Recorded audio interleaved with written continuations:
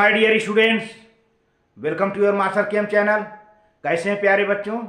Very good. तो आज मैं अमला शंकर यादव आईआईटी जेई और नीट फाउंडेशन के बच्चों के लिए वीडियो लाया हूं, Henry's law in terms of mole fraction. इसके पहले हमारा डिस्कशन हो गया था हेनरी लॉ के बारे में, लेकिन Henrys law in terms of mole fraction. प्यारे बच्चों, अगर कोई गैस किसी सॉल्वेंट के ऊपर है या सॉल्यूशन के ऊपर है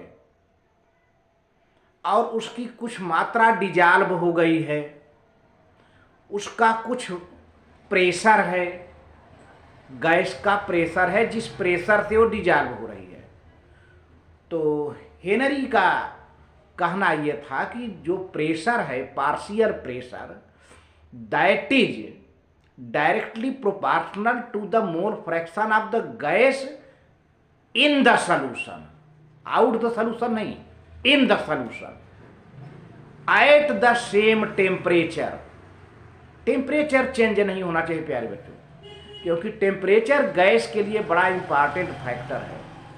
टेम्परेचर जितना ज़्यादा रहेगा गैस की सॉल्युबिलिटी उतना ही कम हो जाएगी, है ना।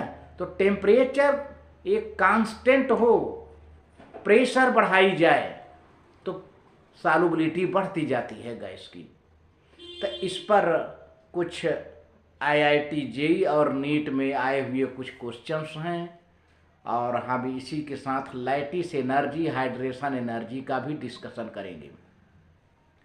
प्यारे बच्चों, ये लैटिस एनर्जी क्या, जब आयनिक कंपाउंड को आयन में स्प्लिट करने के लिए जो एनर्जी दी जाती है उसको हम लैटिस एनर्जी कहते हैं। अब चलिए, आयन बन गया। अब आयन को जब आयन मिल गया तो आयन जो है हाइड्रेटेड होगा, तो the amount of energy given out during the hydration of ion is called hydration energy. अब यह है कि कोई सब्सटेंस तब डिजॉल्व होगा जब उसकी hydration energy will be greater than lattice. ये आप जानते रहिए, hydration energy will be greater than lattice energy, है ना, तभी वह डिजॉल्व होगा। आप ये जानते रहिए, हमेशा hydration energy will be greater than lattice energy, then substance will dissolve in the solution, है ना। तो और ढेर सारे क्वेश्चंस हैं जो कि आईआईटी जेई और नीट में आए हुए हैं। देखिए प्यारे बच्चों कैसे होता है। हाँ, तो प्यारे बच्चों, Henry's law in terms of mole fraction. हालांकि हमने I have already discussed about the Henry's law, the concentration of solute dissolved in the solution is directly proportional to the partial pressure. अब हम इन द मोल फ्रैक्शन के term में discussion करेंगे।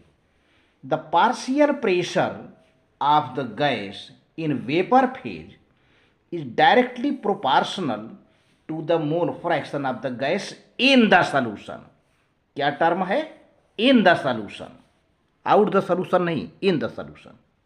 जैसे मान लीजिए कोई गैस A है, हम उसका नाम A रख देते हैं, और PA is the partial pressure of the gas above the solution।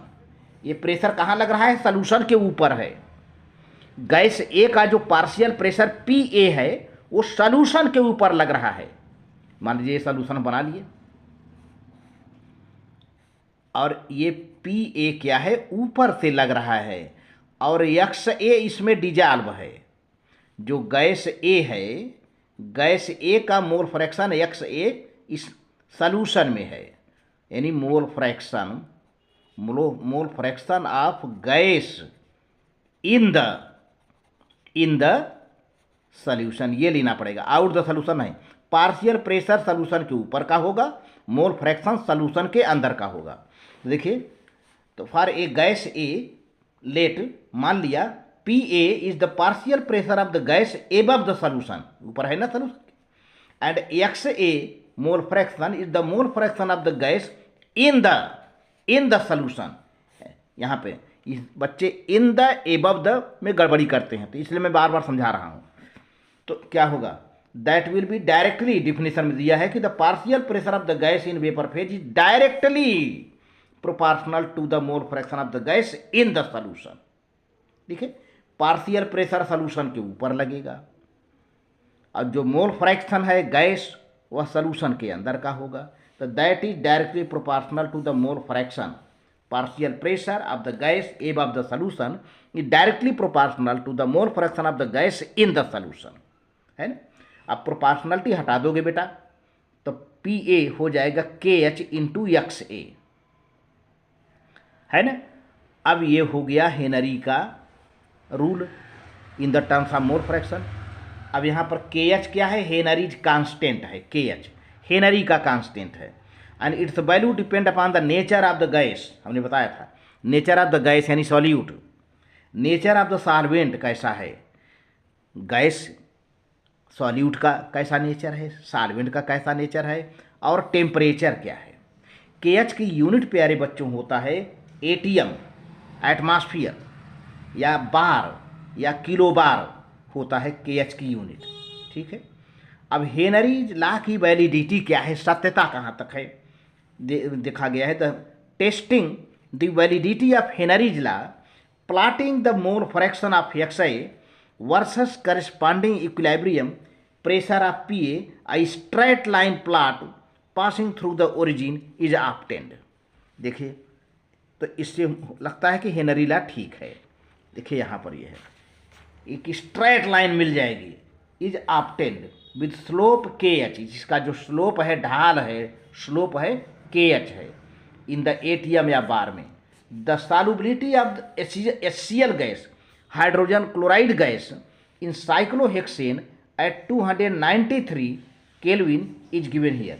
The different gases have different values of K H. प्यारे बच्चों डिफरेंट गैसों की वैल्यू के एच वैल्यू अलग अलग होती है at same temperature and in the same solvent.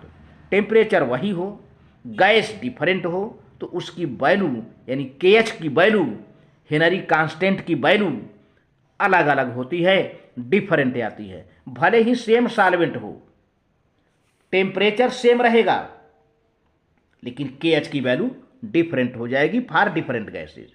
अगर टेम्परेचर सेम हो, सेम सॉल्वेंट हो, ठीक, तो के एच की वैल्यू डिफरेंट गैसों के लिए डिफरेंट हो जाती है प्यारे बच्चों। अब हम दिखाते हैं जो है, पहले देखें यहाँ पे के एच की वैल्यू, एक गैस है टेम्परेचर केल्विन में है, के एच किलो बार में दिया गया है। अब देखिए ये ऑक्सीजन गैस है ना। पहले 293 केल्विन पर कितना है इसकी वैल्यू 34.86 किलो बार, लेकिन इसी ऑक्सीजन का 303 केल्विन पर टेम्परेचर क्या हो गया 46.82। तो हमने बताया था ना डिफरेंट टेम्परेचर हो गया। जब यहाँ पे देखे 293 था, 293 केल्विन था, तब तो के एच इसी ऑक्सीजन के लिए 34.86 वैल्यू आया। लेकिन टेम्परेचर जरा बढ़ा दीजिए 303 केल्विन कर दिया, तब वैल्यू क्या बढ़ गई 46.82 किलो बार। ऑक्सीजन वही है, गैस वही है, टेम्परेचर चेंज हो जा रहा है तो के एच की वैल्यू भी 2 ठे मिल गई, चेंज हो गई। इसी तरह से हम नाइट्रोजन की बात करते हैं 290 केल्विन पर देखिए वैल्यू क्या है 76.48 किलो बार। लेकिन इसी नाइट्रोजन गैस की 302 पर केल्विन पर कितना वैल्यू आ गया 88.884। आप देख रहे हो टेम्परेचर बढ़ता जा रहा है तो के एच की वैल्यू बढ़ती जा रही है। अब हाइड्रोजन की बात ले लें 293 केल्विन पर 69.16 किलो बार आ गया, 69.16 किलो बार आ गया। लेकिन इसी 298 केल्विन पर इसी हाइड्रोजन का के एच वैल्यू कितना आया 71.18 किलो बार, है ना। हीलियम का देखिए, हीलियम जो कि इनर्ट गैस है 293 केल्विन टेम्परेचर पर 144.97 किलो बार आ गया। आर्गन का एट 290 केल्विन पर 40.3 किलो बार आ गया। कार्बन डाइऑक्साइड की देखें 298 केल्विन टेम्परेचर पर 1.67 किलो बार आ गया। इसी तरह से मेथेन का 298 केल्विन पर 41.85 किलो बार आ गया। तो आप देख रहे हो टेम्परेचर बढ़ता जा रहा है, के एच की वैल्यू बढ़ती जा रही है। मैंने बताया भी था कि different gases have different KH value at the different temperatures and in the same solvent. अच्छा, अब देखिए, अब आप यहाँ पे ग्राफ खींचा, मोल fraction of the HCl in the solution in cyclohexane. एक HCl हमने ले लिया है और HCl का XA मोल फ्रैक्शन है, हाइड्रोजन क्लोराइड गैस है, उसका मोल फ्रैक्शन हम XA मान लेते हैं, और साइक्लोहेक्सेन में है, वो साइक्लोहेक्सेन सॉल्वेंट है, साइक्लोहेक्सेन में HCl घुल रहा है ना, और घुले हुए HCl का मोल फ्रैक्शन XA है। और इधर क्या है, equilibrium different pressure, partial pressure लिया गया है 0.2, 0.4, 0.6, 0.8, 1.0, 1.2, ये सब पार्शियल प्रेशर हैं। तो आप देखो प्यारे बच्चों, जैसे जैसे मोल फ्रैक्शन बढ़ता है, पार्शियल प्रेशर बढ़ता है, तो हम कट लगाते जाते हैं, है ना। ये एक सीधी लाइन, एक स्ट्रेट लाइन मिलती है एकदम, इससे हेनरी लॉ की वैलिडिटी हमें मालूम हो जाती है। अब हेनरी लॉ का जो कांस्टेंट KH है is a function of the nature of the gas. Actually ये KH जो बताता है आखिर गैस का नेचर क्या है, गैस किस नेचर का है। KH का वैल्यू जितना अधिक होगा, lower is the solubility of the gas. Gas की उसी पार्शियल प्रेशर पर, उसी टेम्परेचर पर सॉल्युबिलिटी कम हो जाएगी। जैसे जैसे KH की वैल्यू प्यारे बच्चों बढ़ती जाएगी, वैसे वैसे सॉल्युबिलिटी घटती जाएगी। तो increase the value of KH decrease the solubility of the gas at same partial pressure and particular temperature. The value of KH increases with increase of the temperature. मैंने बताया था अभी ना, अभी टेम्परेचर बढ़, ये चार्ट दिया था, टेम्परेचर जैसे जैसे बढ़ता जाएगा KH की वैल्यू बढ़ती जाएगी। तो ये लास्ट पॉइंट है, the value of KH increases with increase of the temperature और implying that the solubility of the gas decreases at the same pressure. इस तरह से प्यारे बच्चे, जब KH का वैल्यू बढ़ रहा है तो आप क्या समझोगे, टेम्परेचर बढ़ रहा होगा। और जब टेम्परेचर बढ़ रहा होगा प्यारे बच्चों, तो क्या टेम्परेचर बढ़ने पर गैस सॉल्युबल होगा? नो, उसकी सॉल्युबिलिटी कम होती जाती होगी, डिक्रीज हो रही होगी। तो increase of KH value tells that there is increase in temperature and the increase in temperature decreases the solubility of the gas. प्यारे बच्चों, ये है।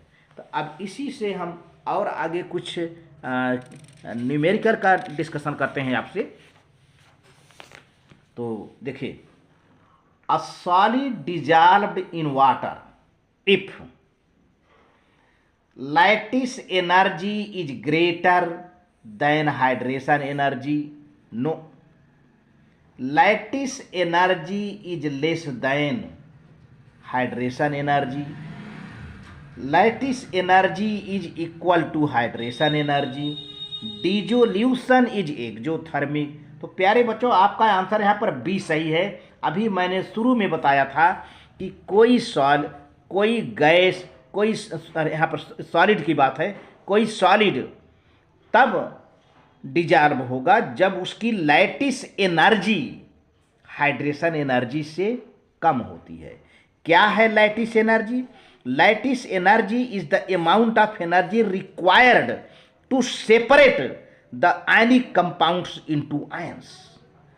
किसी आयनिक कंपाउंड को उसके आयन में कन्वर्ट कर देने के लिए जो एनर्जी रिक्वायर होती है, that is called lattice energy. अब चलो, आयन तो मिल गया, अब आयन का हाइड्रेशन होगा। The amount of energy produced for the hydration of ion is called hydration energy. तो जब हाइड्रेशन एनर्जी ज़्यादा होगा, लैटिस एनर्जी कम होगी, तो वह सॉलिड डिजॉल्व हो जाएगा। लेकिन जब तक लैटिस एनर्जी ज़्यादा होगी प्यारे बच्चों और हाइड्रेशन एनर्जी कम होगी, वह सॉलिड डिजॉल्व नहीं हो सकता, जान लीजिए। तो डिजोल्यूशन के लिए लैटिस एनर्जी को कम होना जरूरी पड़ेगा और हाइड्रेशन एनर्जी को बढ़ना जरूरी पड़ेगा।